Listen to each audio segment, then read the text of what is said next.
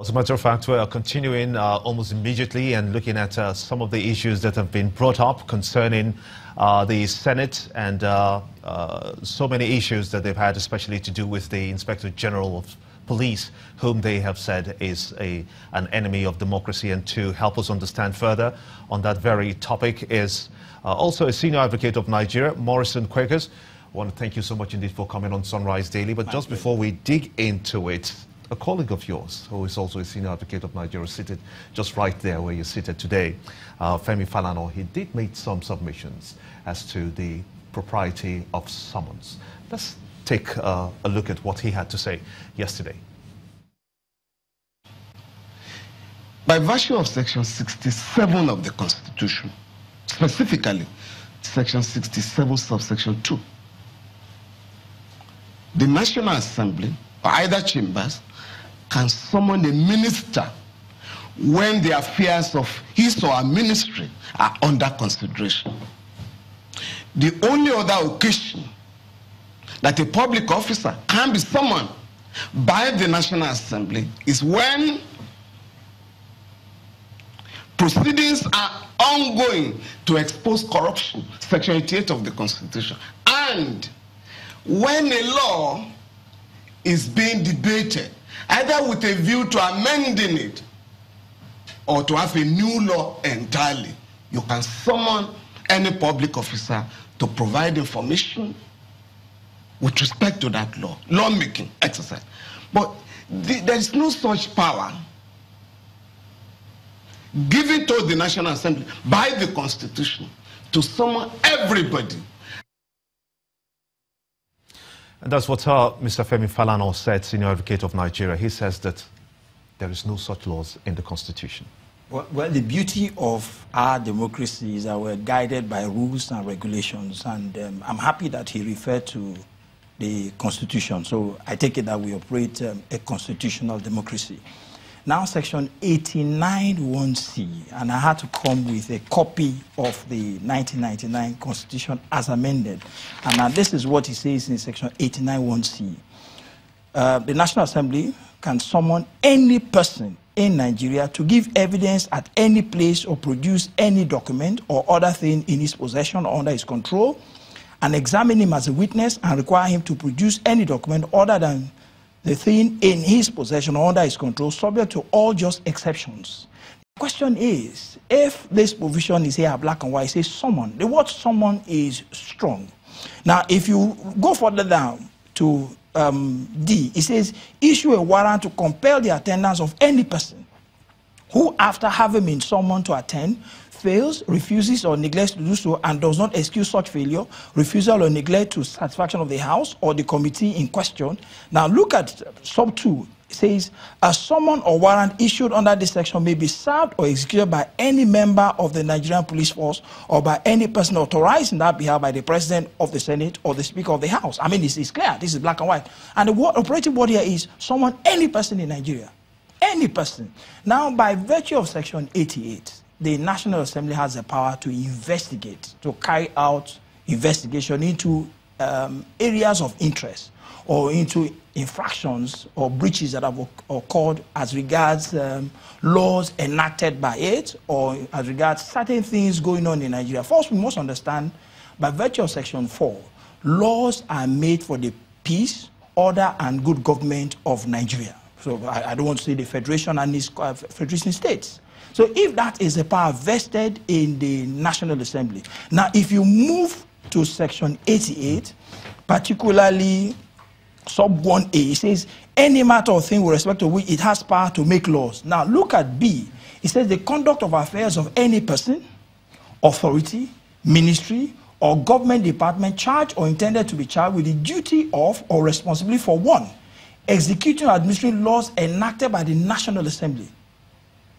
Enacted by the National Assembly. Now, the Nigerian police is a creation of the Constitution and also of statutes. So you have the Police Act.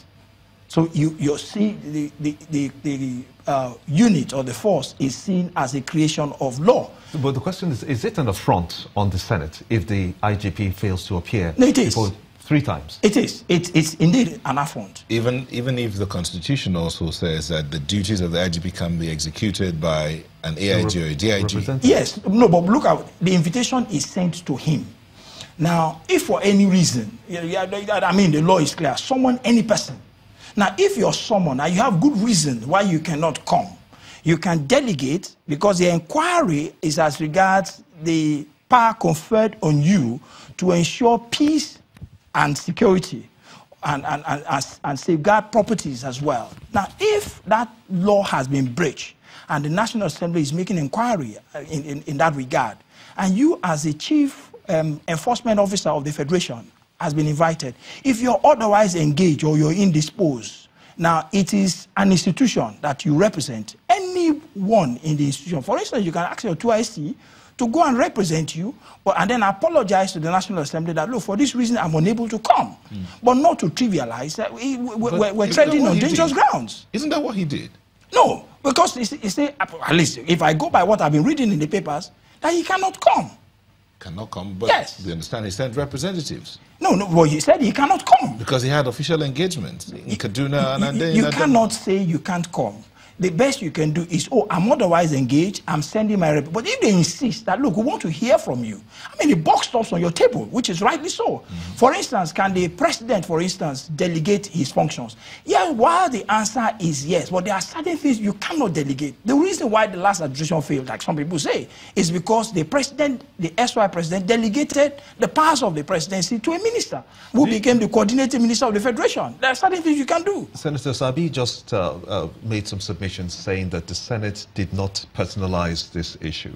When you look at how it has developed to this time, especially looking at the invitation of the IGP and the police now saying that they will go to court because of the branding of the IGP as an enemy of democracy, would you say that there was some level of personalization by the Senate, and is that allowed? No, I want to avoid all of that.